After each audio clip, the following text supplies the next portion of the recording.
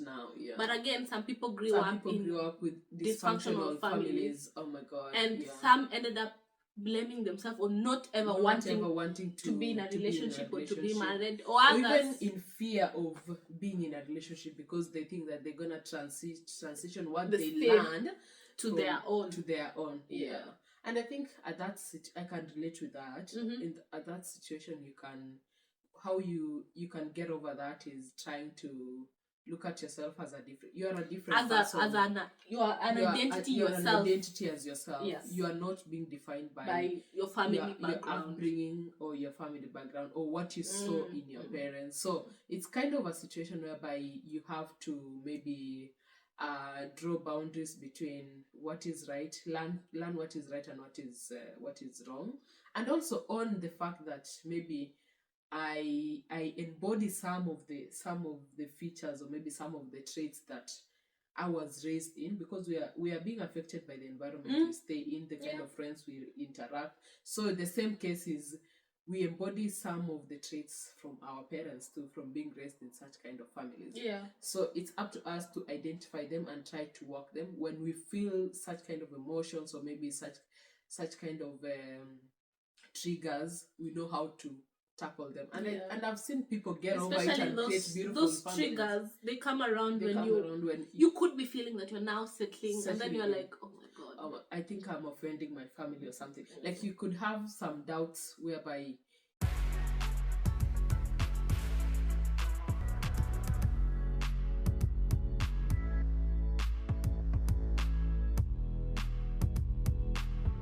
Hi guys, welcome to the Infinite Theatre podcast with Ed and with Faith. This is where we learn, engage, and have fun. Yep. We've missed you guys. Oh, it's been a while, almost a month. Yeah. Life happened. Commercial break. When you are away, Ed has a new hairstyle. I have a different style. Yep. Those people who will be looking for her ginger head. Oh yeah. Gone are those days. Yeah. We're sorry. You're sorry. Are you going to stay like this? Yeah. Are you going back to short hair? No. I think the era is done. The era is done. That was just quite a good experience. 1 year, 1 month. Yeah. Like shaving, ever. Ever? I don't know, because I'm always trying out things. So, but for some few years to come, maybe this is me. So you better get used to it. Get used to this look now. Okay. We love it. You look good. Good. Thank you. Yeah. Thank you so much. It's not like you didn't look good. Yeah. I looked good. You still looked good. I still looked good. Yes. Yeah. So how have you been? I've been all right. Yeah. Busy. Yeah. Work. Trying to survive. Oh my God. I'm always fighting for my dear life. Yeah. So. No, that's not the mindset. That's not the mindset that we want. I'm always trying to be alive in this country. No. Anyway, jokes. Yeah. We've been good. We've been good, yeah. Balancing life here and there. Yeah. Is my voice still hoarse? Slightly. Yeah. Are you trying to get a cold or something? No, it's actually, and I'm on the last stages of cold. Okay. Yeah. Yeah. So guys, this is episode number 11, I think. Not 11. This is episode number 13. 13? Yeah. Look, 1 month. She has even forgotten that we're on episode number 13. And I might even be wrong. Could be episode 14. Really? Yeah. Whichever episode it is. Yeah. Welcome back. Welcome back, guys. Good to see you around. Hope you've been all right. Are you keeping warm? Yep. Yeah. What are you doing different that you didn't do last month? Yeah. Are you loving on yourself? Yeah. And yourself. Yeah. So what are we talking about today? Today we are gonna talk about how our childhood, growing up as a child, affected who we are today. Yeah, sure. Like could be our identifying. How we were raised. Yes. The environment that we were raised in, the kind of family dynamics. The family dynamics and everything. How does it affect us now? Yes. Yeah, sure. Yeah. One thing I know for sure is growing up in a very big family. Yeah. I don't think I want that. You don't want growing up in... We are quite... So we are two different people here. We are quite a number from our home. Yeah. And being the last born, I don't think I want that experience of us being a big family. You crave a small family now. I feel like there was no like those following up. You never had that me time with your parents, or no. And then there was no much attention to each and every one of us. Okay. So it is easy to lose touch with parents. And then there's not so much bond with parents. It's more of ni baba ni mama, that's it. Okay. So you don't even communicate much with your parents? We do now that I'm grown up. But before then, it used to be when you go to school, shopping, that's it. When you come back, what did you get in your exams? Maybe discuss that, and that's it. And then every other day, you can't even talk out your emotions. Okay. You can't talk out your emotions. You can't talk about so much stuff. It was more of me. Daily conversations. How are you? Like the ones that you good. Okay. Today we are doing this. That's it. There's no so much bond between. Like you never had that bond of maybe having deeper conversations with your parents. Yes. How about with we are never friends with my parents. Oh. We are like mother-daughter, yes. Mother-daughter, father. Like daughter and father, that's it. Mm-hmm. There's no friendship in between. Okay. So it's different with me because I've been raised in a small family. So you want a big one now? Yeah, I want a big one. I remember, but one thing, it's not that I even want a big one. I don't want the age gap that we have with my siblings. We have a 7-year age gap. I'm like, mine is worse. It's up to 20. Oh my god. Okay, I shouldn't be complaining. But basing on a small family, I think it depends again with how parents communicate with their kids. The family could be still small, but there's no bond between there's no bond between you and your parents. So I think I would rather say like more of the bond and the friendship growing up with your parents. Wish you had that. Yes, I wish I had that because now I find it too hard to tell someone so much about me. About yourself. Because I grew up closed up. You knew you shouldn't be sharing anything about yourself. Yes. To anyone. You just keep everything about you to yourself. And actually, my mom didn't want us to share our successes. If you won somewhere, you're meant to just come and celebrate it home. Celebrate it home. You don't have to celebrate with anyone. You shouldn't invite someone. Like it should be a family thing. Yes, coming to think of it, I don't think she had bad intentions, but it's a success. It's a success. You wish that it could be loud because why are we not being celebrated? Why? Yeah. I don't know. I think it's or is it an error of our parents' age or something? They had a belief system that like you shouldn't tell everyone your successes. Like, you know of that myth, like you shouldn't go yapping about your victories. They say that you will be bad mouths. Bewitched. You'll be bewitched. Like someone would say something bad against it. Like you should keep your which it is the opposite. Like you should celebrate it. As for me, I wish growing up I would have been encouraged to speak up more. Yeah. Communicate my feelings, and then being validated. Yeah.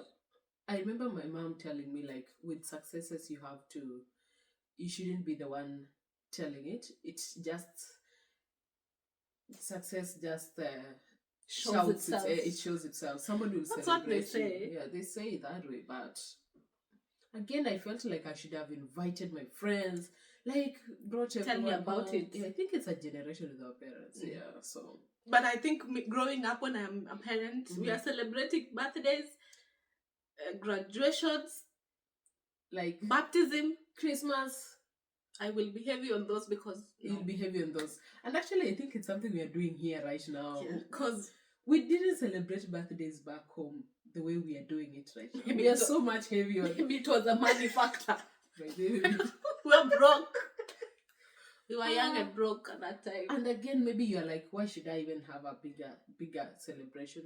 But I think it's not so normalized, honestly. It's not normalized back home. They feel like you are wasting money. You're wasting money. Why celebrate a birthday? It's just a birthday. It's just a birthday.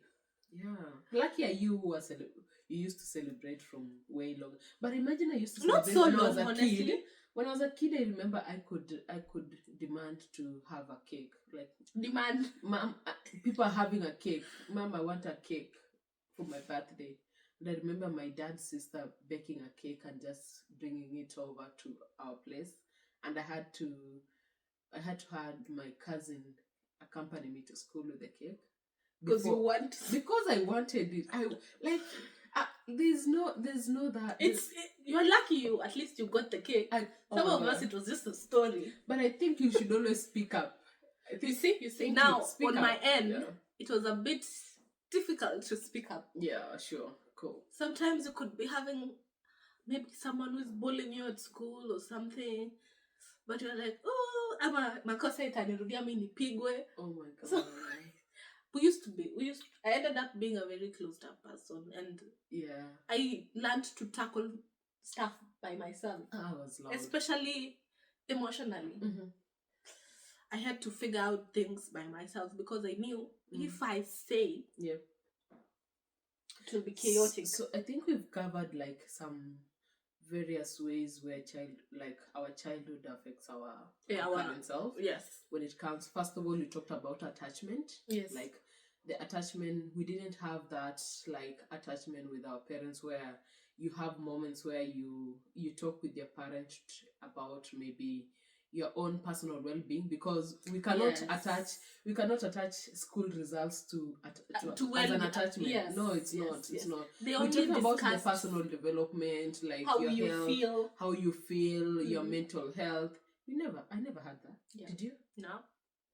So like literally right now, trying to create those environments where someone should listen to you is hard. It is. It's hard because it is not a normal thing to us. It's not something you grew up doing. Yeah. So right now we are trying to learn to be able to allow people into our lives, to be a safe space to a friend, for yourself too, and not also to judge someone when they express themselves. Yes. Like literally, we judge ourselves, our fellow friends, or whoever we see tackling an issue, maybe expressing themselves as not being strong to hold their own shit.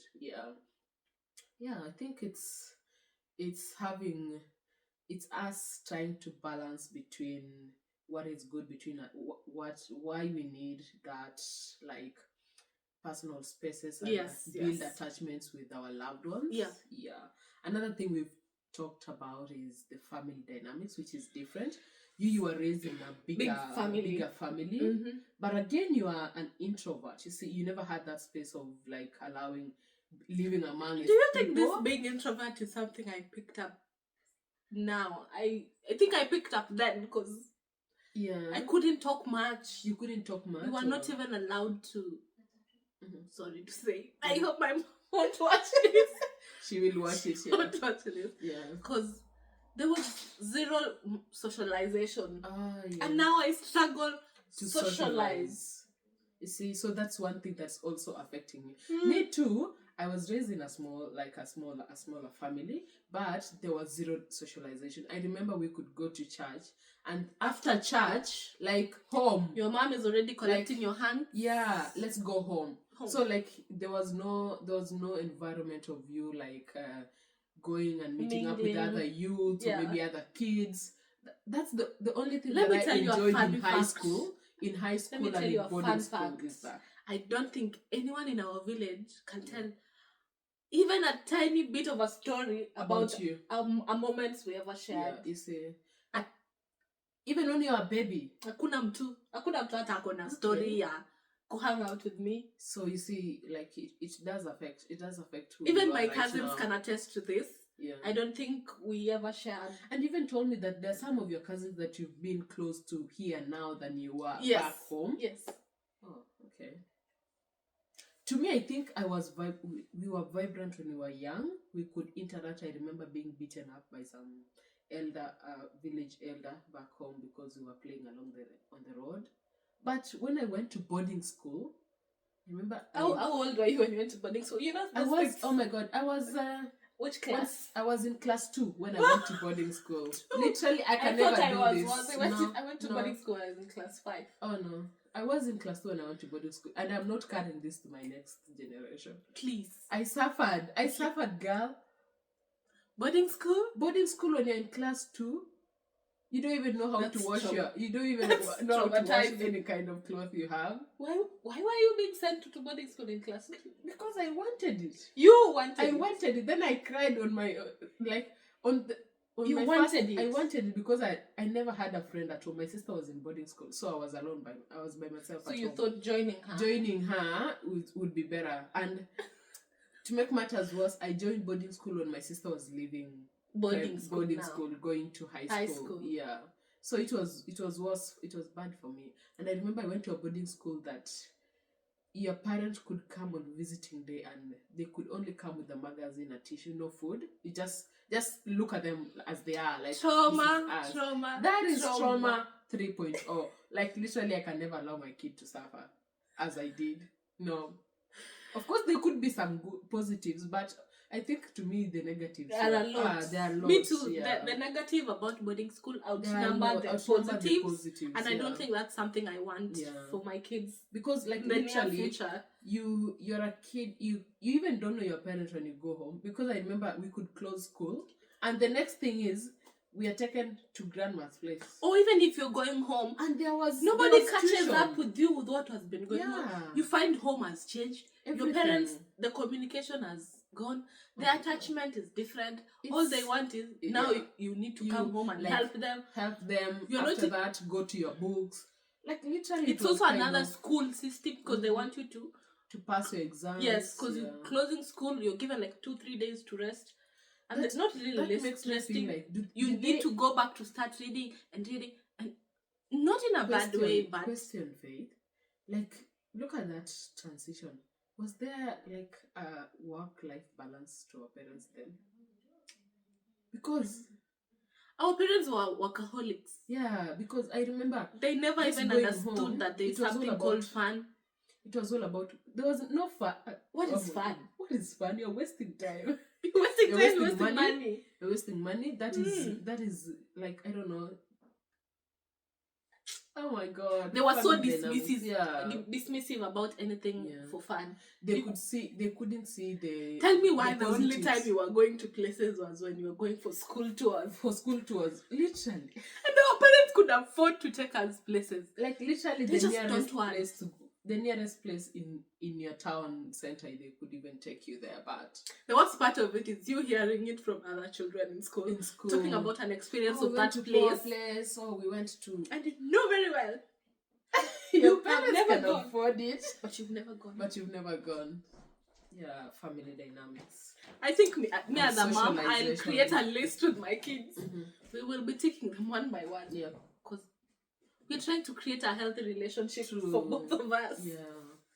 So another thing is we talked about is the cultural and ethic backgrounds. Yeah, how I applaud my parents. You applaud your parents. That one, they did good. They did good. Yeah. The discipline part, the character, the ethics, the cultural ethics. Let's talk about the cultural ethics. Yes. Do you know much more about your culture? Not so much, but all I knew was like being a respectful Kalenjin woman. Yeah. Blah blah blah. No, like the cultures of Kalenjin, how it does. I learned quite a bit about the sauteed part. Yeah, the milking. How to brew. To brew mursik. That I know to do. Which kind of trees should you use? Yes. Yeah.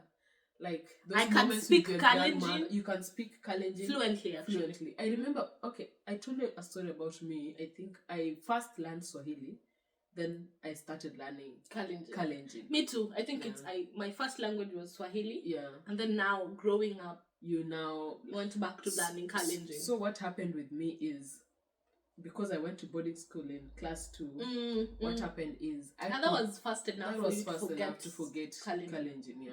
So what my parents would do is, the moment we would just close school, like I would stay home with my parents for about 4 days. The 5th day, my bags are packed and I'm at grandma's house. So that's why you need to learn Kalenjin. You need to learn like how to address people. You need to learn like the greetings, like when you're greeting an elder. Yeah, an elder. What to do with the animals. Yeah. What to do in the farm. How to dress up when around. But older people. Yeah, older people. I feel like we still do. We still do that. Sometimes we deny it, but we still do. We still do. Most of us can't wear shorts when our uncles are around. Yeah, you can wear a short, but not those tiny ones that have ties out. Sure. We can't. I feel like it's unsafe. It's unsafe. Yeah. Or maybe I could see my aunties when my dad is coming around. They would rush to get their leso, or maybe their sweaters. They had a short top. Yes. They go rush to get a sweater. Especially the sleeveless or the tank tops. Oh yeah. Which comes naturally. Yeah. Then another thing about also there is something we forgot to mention about family. Mm-hmm. Some of us grew up seeing parents loving on each other, and we pick that up growing up, and that is what we want now. Yeah. But again, some people grew up with dysfunctional families. Oh my God. And some ended up blaming themselves or not ever wanting to be in a relationship or to be married, or even in fear of being in a relationship because they think that they're gonna transition what they learned to their own. Yeah. And I think at that I can relate with that. Mm-hmm. At that situation, you can get over that is trying to look at yourself as you are a different person. You are an identity yourself. An identity as yourself. Yes. You are not being defined by your family background, your upbringing, or your family background, or what you saw in your parents. So it's kind of a situation whereby you have to maybe draw boundaries between what is right, learn what is right and what is wrong, and also on the fact that maybe I embody some of the features or maybe some of the traits that I was raised in, because we are being affected by the environment we stay in, the kind of friends we interact. So the same case is we embody some of the traits from our parents too, from being raised in such kind of families. Yeah. So it's up to us to identify them and try to work them. When we feel such kind of emotions or maybe such kind of triggers, we know how to tackle them. And I've seen people get over it and create beautiful those families. Triggers, they come around when you could be feeling that you're now settling and then you're like, oh my God, I think I'm offending my family or something. Like you could have some doubts whereby instead of feeling having to live the moment, you feel like you're even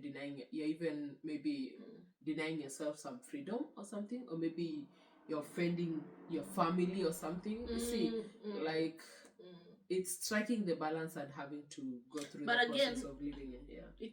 As you grow up, grow up by alone. Yeah. So it's also up to you to work on. It's just you working on yourself and having to believe that you are not your parents. You're not your parents. Yeah, you're not. You could manifest what you want for yourself, and most of the time, we end up doing what we want, not what people want us to do. Yeah, sure. Cool. Because even for those people who grew up in functional families, there could be, maybe it was just because the mother is doing mother roles and the father is doing father roles. Yeah. It's not like we grew up seeing them and love each other, hang out with each other, hug each other. You even find people who are from single parenthood, but they're the best husbands out here. You see, because their moms taught them to be the best, to always show up when they should. You see, it's up to us now, like trying to create a new us. And just especially what for you those wish you are. negative stuff that we might have picked up growing up, I think we should reach a point that we let them go. Sure, yeah. Because they don't define us either way. Sure, yeah. So another thing, trauma and adversity. I brought up that because it's kind of related with dysfunctional families. Yeah. With trauma and adversity, how do you think trauma and adversity affect us? Well, there was so much beating growing up. Oh, yeah. But not so much with me, because I was pretty much a chill child. Yeah, so much a chill. I think me too. The only thing that I think traumatized me for a while was the fact that I couldn't speak, and I've mentioned that before. Yeah. Speak for yourself. Yes. Yeah. You feel like it's wrong to speak up. Yeah. And I held in so much. Mm-hmm. And that for sure. I'm trying to work on it now. Yeah. And it's... You still feel guilty for to want to speak up. Not even guilty, fear. You fear to speak up. Yeah. Oh my God. Let's work on that. Because... Me too, but I don't think I'm that much. Like, I can speak up, but I always... With me, I speak up, then I'll be like, was I too sensitive? Did I over? Yeah, did I over? Yeah, because literally I'm just always loud. Like, I would want people to speak up. Speak up as I am. Yeah. Like, if I don't feel this is right, I tell you it is not right. And I don't want you to feel offended. And I would want that to be told to me too. So, literally, like, situation whereby... at the moment, like with me, I would speak up, then later I'm told like you didn't say it well. Then now I start reflecting. So nowadays I tend to, first of all, before I speak up, I would be like, okay, is it the right moment to speak up? Is it the right, did I relay the information at the right tone? Because like it depends with how you relay information too. Someone will interpret it differently. Yeah. Then when it comes to trauma, maybe trauma of maybe not having a present parent. Maybe that is one thing that is also affecting. And I think my parents did good on that. They never missed visiting days. They never missed school functions. They never missed my graduation or functions, my celebratory functions. They were present for that. So I think with trauma of lack of presence again. It affects. Of course, we're speaking on behalf of many other people. Some people might have been affected by this. Parents not being present. Another thing, parents also like having wild parents that crazy parents. The only way they can communicate is just tantrums. They're just throwing out tantrums. Even you don't even know. Even parents who are deep into alcohol and drug addiction. Maybe parents who are even stressed. They I feel like when we already become parents differently and they traumatize this kids. should be I feel like this should be a rule or somewhere written. Yeah. Once you become a parent, please, especially on alcohol and stuff like that. You can always have them, but control them. But it never works for everyone. That's what I'm saying. It never works for everyone. But I would highly encourage, once you become a mom, once you become a dad, it's okay to take them once in a while. Like you're creating another being. Especially you transfer your traumas to your kids, man. They're innocent. They're just a result of you guys. Why are you drinking and fighting in front of your children? Do you want your children to be traumatized? It's so sad. So I feel like once we become parents, some things we should let's cut them off. I know it's for leisure purposes. You can. It's for leisure purposes. Manage and also know when to have them. Or do them away from the kids. Yeah, sure. Then another thing is hobbies and interests. Like how was hobbies and interests? Why you was identified and supported? Yeah, that's one thing. With me, did I even have a hobby? You have? I didn't. Oh my God. I think the only thing my parents knew was I loved to debate. Yeah. I used to be a great debater, by the way. So that was the only thing I never used to love sports because, of course, you could. I could not even run. So was an interest. Okay. I loved writing, and my dad would bring those cute notebooks because he knew I loved to write poems. At that time, don't ask me about it now. Where did it go? I don't know. When I came here, interests changed. But before you came here, you used to still write? Yeah. I had a whole book with poems in it. Especially I've never known this. I would even go to a place and sit down and see things and imagine something out of it. But I think I should go back. It was so therapeutic at that time. Do you have the book? No. I think it's somewhere at home. Oh no, you should have. The rush of packing, but I really wanted to come with it. I love doing that. Which kind of genres would you write about? I never used to have any specific. You just write anything that that flashes your mind. Yeah, I would even draw a poem from a whole leaf, like just a leaf. Oh. Or a cat. Oh my god. Guys. Those times. The beauty of podcasting, you get to know your friends more. Yeah, those times though. But it used to be good. I feel like I should be doing it now because it's more of therapy. It's more of therapy. You can go back to it. Thank you. You just said I'll just be. When you tell me like I don't feel. I feel that I'm in the weather. Have you written? Yeah, I'll be like, do you have a pen and paper there? Yeah. Write about They supported me. Most of my hobbies were more something I speak or do. Or poems or skits. Those. With me, I think I used. I never heard those. Like contesting. Yeah. I really loved competing so much. So like my mom would take me to like if I'm home, the church thing, the VBS. Yeah. At school. I was a zero participant in church.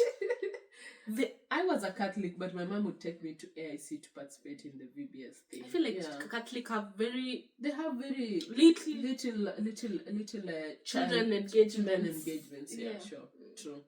So apart from that, we've seen people who have been influenced by their parents to be the best in certain sports. Yes, to be the best artists. I've seen, their parents who train their kids to be footballers as early as. Sure. Then there are parents who are like, no, you're not doing this. Everyone should learn, study, and like get a job.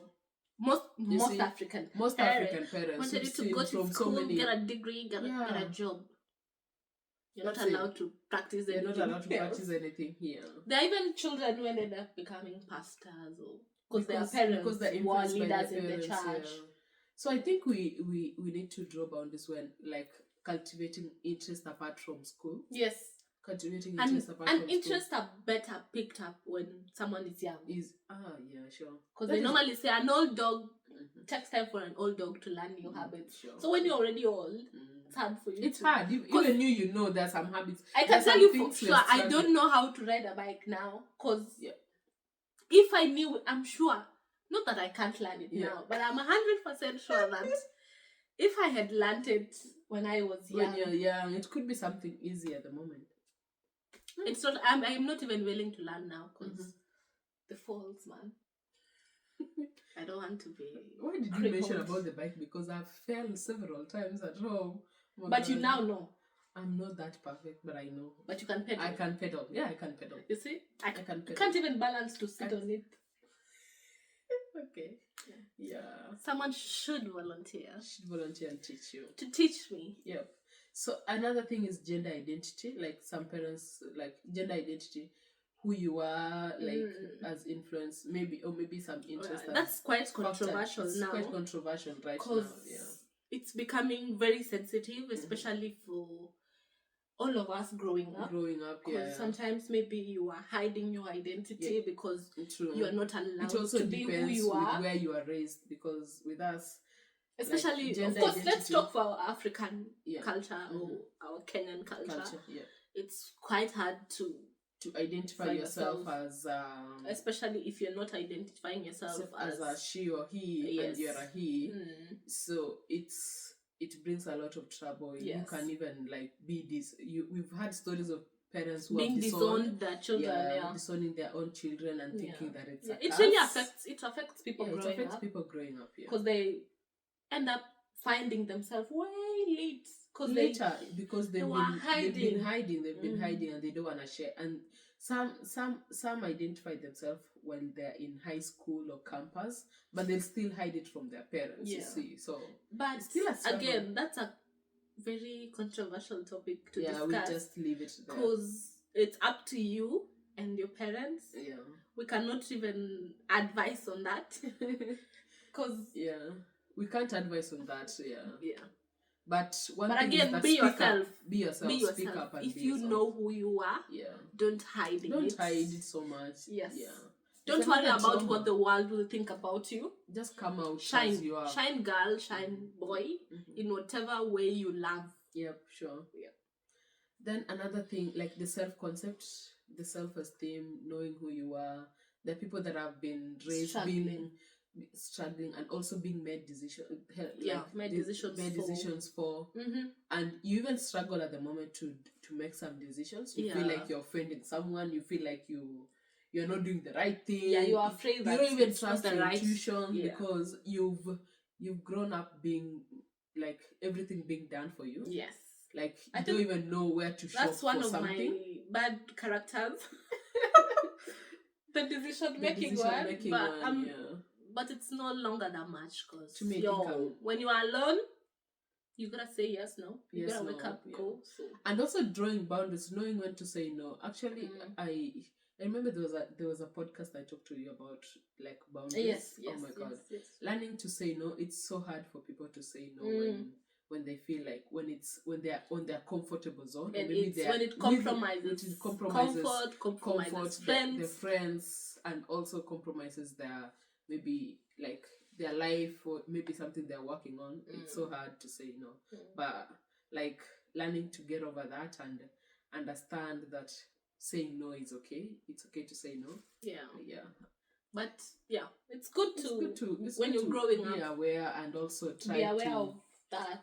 Try to get over our childhood upbringing and also develop our own self. Develop another different identity. I think that's much of how we think childhood upbringing affected our identity at the moment. Yes. Yeah, sure. So guys, but one thing we can applaud parents that they do super well is on the education side. Oh, the education part. I remember beatings when you could fail. Because of course, yes, that really changed You should. Because going to school was. I think it's the greatest reward a parent could give their own children. Yes. I remember being woken up at 5. Because imagine the difference between an educated child and the one that lacked education. Because being educated, it gives you so much self-esteem, so much confidence. It also gives you a platform to be creative, to identify yourself. That did affect each and every one of us positively, and of course, we are proud our parents about that. Yeah. So, guys, those things about character, small things, the family dynamics. Yeah, it's okay. It's okay to pick on the positives. Culture and ethics. Yeah. Of course, we've mentioned positives that we have them at the moment, and we want to carry them forward, and also we want to go back to them and refresh them. Yes. Then there are those that we know that for sure this one. No. It's thank God thank you. I was raised, but especially those you are my parents, or maybe you raised me in this society. That parents walk into the sitting room and you are standing up to go. What was that? Yeah. What was that? Like literally a parent is coming home and you just get up and go to your rooms. Why? We don't want those cultures. No. We want cultures where like it's a free space. Yeah, if my dad if I'm a mom and I find my child watching Cocomelon, let me sit and watch with her for a few minutes before we discuss and say, oh, it's now mommy's time. I think right now there's some transition. Yes, of course. We've seen it on the internet. We've seen it on the internet. We see it from our friends who have kids who we see it from our own siblings. They even go to movie theaters to watch their children's. Their children's shows. So good. Trying to again getting over the masculinity thing, you cannot birth a kid. Remember, you cannot cook, you cannot be seen in the kitchen as a man. Yeah, those getting things over those things are they're coming to an end. Yeah, ladies not wearing trousers because it's a culture. Ladies not driving. Oh, yeah, there are a lot. Yeah. But it's good that we are embracing them and we're just getting over that kind of. Which century are we in now? 21st century. Yeah, it's more of a norm now. Yep. So because everywhere you go, the loving parents, they're present, and of course there's still dynamics. There's still some dynamics that we see, and we're like, no, this we're not picking. This we are leaving. That we are picking that. So I think it's just you being able to make decisions and also be self-aware of what you. Yeah, heavy on self-aware, so that you know we unataka nini, and also be able to identify, I'm struggling with this, like, and being able to work on embrace it and work on it, and maybe ask your partner to help you work on it. So because it's not your fault that you are brought up in that kind of family, but definitely. It will be your fault if you carry it on, but if you embrace it and like, hey, that is why I tend to disagree with people who say I am drinking. No, I am drinking because my parents were drinkers. I tend to disagree with them because no, it's not because your parents were drinking. It's because you have your own reasons, and you also want the alcohol. Yes. True. Yeah. And those people who say, oh, I grew up in a dysfunctional family, and I don't think it will work for me. I understand the struggle, but there are things you can always shed them off. Yeah, there are so many things actually with like, I am because this is my upbringing, or this is the most I know. The most I know, like, I cannot change this. I never believe in things said that I cannot change. I believe, like, things can be changed. The same way you can move from one environment and change your habits because you've lived in a different environment. Why can't you change your mindset? Why can't you change your mindset? And some things it starts with the mindset. And mindset is affected by the environment and the people you work with. So guys, so that's we've mentioned a lot on we've mentioned a couple of stuff. Engage with us, guys. So what do you think? What do you think is one of the things that you have now that you might have picked up as a child, growing up as a child? And what are the positives and the negatives? What have you, like, hey, this I'm gonna carry it with me? So, and what are you thankful for your upbringing? Yes, like, let's hear beautiful stories. What are you thankful for? What do you think is the negative that you picked up? What's the positive that you're so happy about? So let's have those comments down below, guys. Thank you so much for watching. See you soon. Please back. Keep following us on our social media handles at the Infinite Chatter Podcast. And please subscribe on our YouTube. We've been stagnant for a while. We are still on 600. We should be at 800 at the moment. Why? Is it because you've not subscribed? No. Is it because we went on a break? Okay, we are back. Okay, let's do this. Share our podcast. Share our social media handles, the way we've been doing it, right? Let's do this again. Let's do this together, guys. Thank you for being part of us. Until next time. Adios.